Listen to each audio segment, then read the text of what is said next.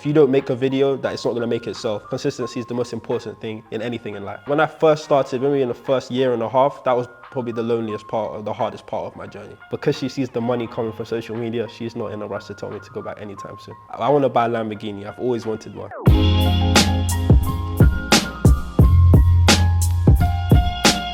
My name is Isaac, I'm 22 years old and I make videos online. I realized I was a hustler probably when I was like 13 years old. I used to go on Fiverr and like find jobs to do, like create animations or create logos for people on Photoshop, and then I'd get paid like, I don't know, like 10, 15 pounds. Then I'd use that money and just like buy snacks at school and then resell that for even more. Back then, when you're 13, you can't really get a job, so I just did that as a side hustle. So I got into Photoshop and all that stuff on Fiverr by basically needing money, and I asked my parents, could I have money? And they're like, no, we're not gonna hand it to you for free. So I had to take my own initiative and go find ways to make money myself. Probably like it was like a birthday gift, like in a card. But if you're saying how I made it myself, I made my first £100 probably by selling sweets at school. The most popular sweets were probably like the Cadbury's. The cookies from Sainsbury's actually sold really well because you could get like a pack of 5, sell them for like 50p each and get like £2.50 profit. So I realized everything changed really, I'd say last year. I've been on TikTok for a very long time and I first gained 1 million followers like in 2018, but I truly believe that my life changed last year when my YouTube account blew up. The advice that I would give to someone in the same field as me is try absolutely everything. Don't stick yourself inside one niche. But if you do find a niche that works for you,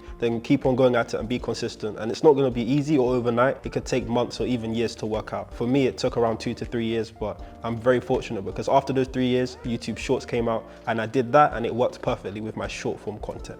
I wish I knew that if I kept going the way I would, that it would work out. Because when I first started, probably for the first year, I was posting every day and there were no results. It was very slow, extremely slow and very annoying. So there'd be days when I'd give up. But if I knew that if I definitely don't give up, the results will still come, then I'd probably have way more followers than I do now. A day in the life of ManLikeIsaac looks like probably waking up anytime around 10 or 11. I like to sleep. I get most of my video ideas before I go to bed, which is really weird, but I write them down in my notes and I film them throughout the day. So when I wake up, I don't really have breakfast, I skip lunch and all that stuff. But if I feel hungry, I might get a Subway or something around 2, 3 p.m. The biggest obstacle I faced in my journey would probably have to be, I don't know, probably not having any friends. Because when you start off and it's not working, no one really believes in you. But then when it works, everyone wants to be your friend. When I first started, maybe in the first year and a half, that was probably the loneliest part or the hardest part of my journey.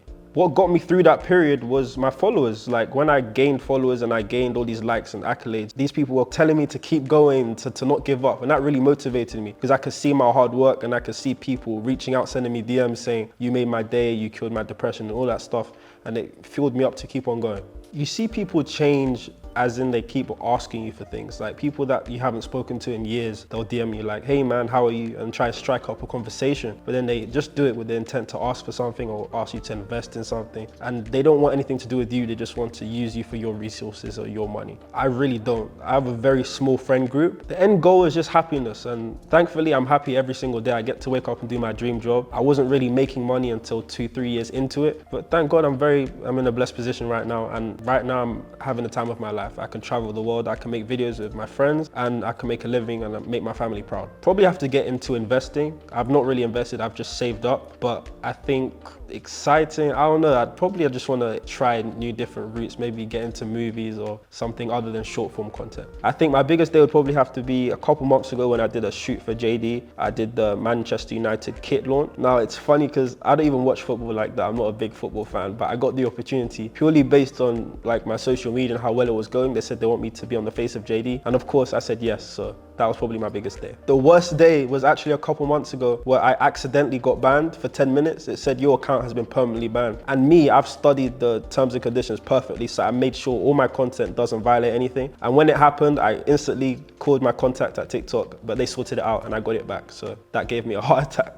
I think the most important habits is probably being self-sufficient, having creativity and understanding that if you don't make a video, that it's not gonna make itself. So I personally make sure I make at least 5 videos every single day. Even if I don't do 5, I have to make at least 1 before midnight. So say it's 11:59, I'll force myself to make at least 1 video. Not really because it's working, but if it wasn't working, then yeah. Personally, when I make videos, I just look at the numbers and I look at the response it gets, but I don't read comments. Like I barely ever read comments. If I do, then it's because I just want to see how they reacted to a specific genre or video, but I don't let the outside noise get into me and drown out something that came from my heart. If I think a video is truly funny, even if it's a little bit offensive or a bit edgy, I'm gonna post it. But I will never violate terms or services or anything that goes against a certain app. I read it and I make sure all my content is family friendly and safe. I think I put a lot of pressure on myself daily, because if it's 11:59 p.m. and I haven't made a video, I'll whip out the camera and just film anything, the first thing that comes to my mind. And that's how I force myself to be consistent, because consistency is the most important thing in anything in life. I stay sane by linking up with friends, going out for walks. I like shopping. It's like therapeutic, you know, retail therapy, as Central C says. I just like living life. I don't like to sit down in the house all day. I probably stay inside for like 3 or 4 hours, and I'm out most of the day going for a walk. You'll catch me in the park or just out about in London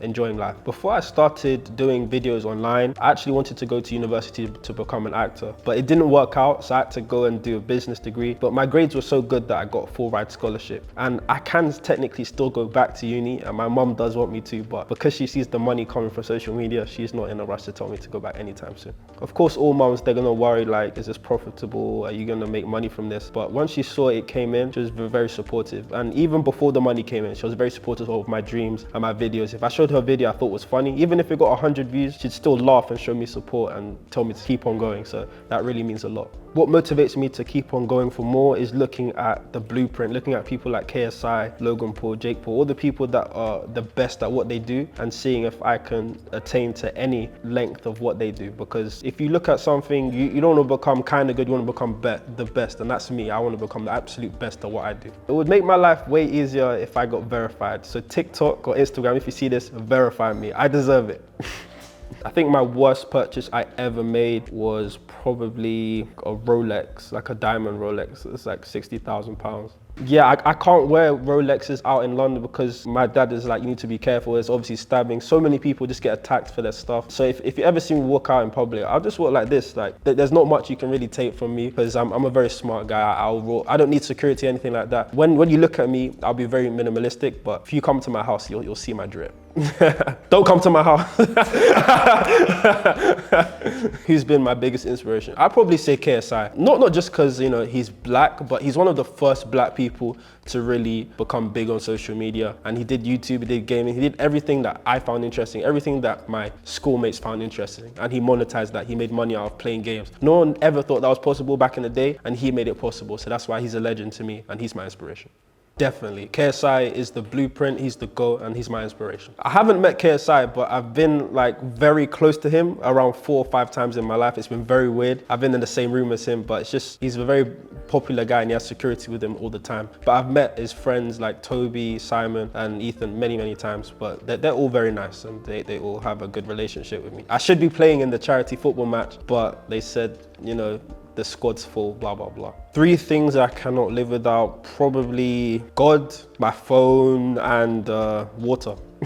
I think it just inspires me by like just life. I'm just very grateful for life. I believe this all came from something, and I'm just very grateful to be alive. I look around, I see my friends, and it gives us a reason to be alive. Because if you're just alive by yourself, it'll be pretty boring. But you look around, you see other people doing great things, and it can inspire you to also do great things yourself.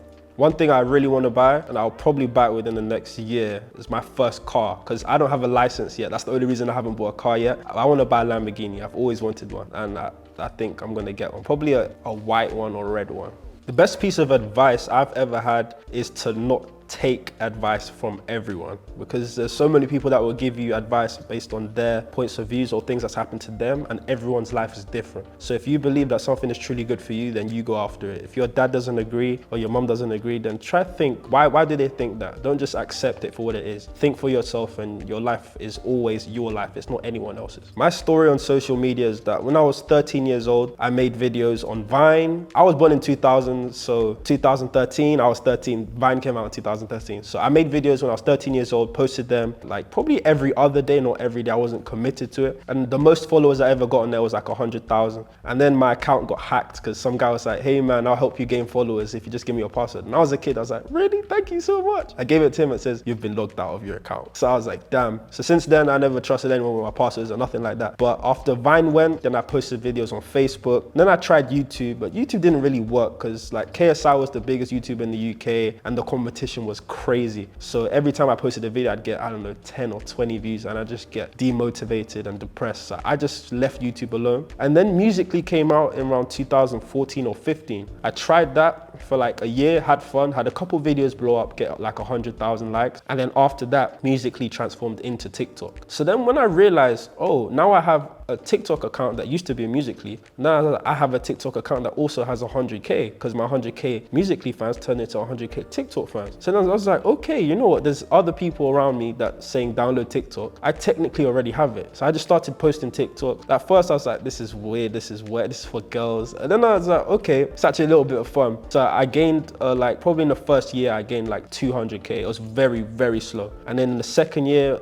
500K. Third year, after I hit 1 million, it became way easier. I think it's just because people like following people that are already followed. People like to jump on bandwagons and whatever. But whatever the case was, it worked in my favor. And ever since then, I've been gaining like probably 1 or 2 million followers a year on TikTok. And then last year, I tried YouTube Shorts because my friend, One Village, shout out to him, he's on like 4 million on YouTube. He told me, bro, start YouTube Shorts. I said, are you sure? I've tried YouTube and it just didn't work. He said, trust me, try it and you'll thank me. So I tried it. I posted like 3 or 5 videos and like one of them got 10,000 views. That was the most views I've ever gotten in my life. So I was like, what? So ever since then, once I see something like really, really special, I give 100% into it. And I just kept on posting videos every single day on YouTube. I did that, and because I already had thousands of TikToks already saved on my phone, I didn't have to make any new videos. I just uploaded the ones I already had. I scheduled them, posted 5 a day, and within a couple months, I had like 500,000 subscribers. And now, fast forward a year later, I'm on 2.2 million with 2.2 billion views. So it seems like every million followers I get 100 million views, which is a very good ratio. So I'm very comfortable right now. I'm not complacent at all, but I'm never gonna stop posting. And shout out to One Village for telling me to start YouTube. My most viewed video is on YouTube and it has 88 million views as I checked this morning. Hopefully by the end of this year, it will hit 100 million. And on TikTok, my highest video is 67. And it's also the 4th most liked video in the entire United Kingdom. I'm ManLikeIsaac and you've been watching Money Talks with VibePay.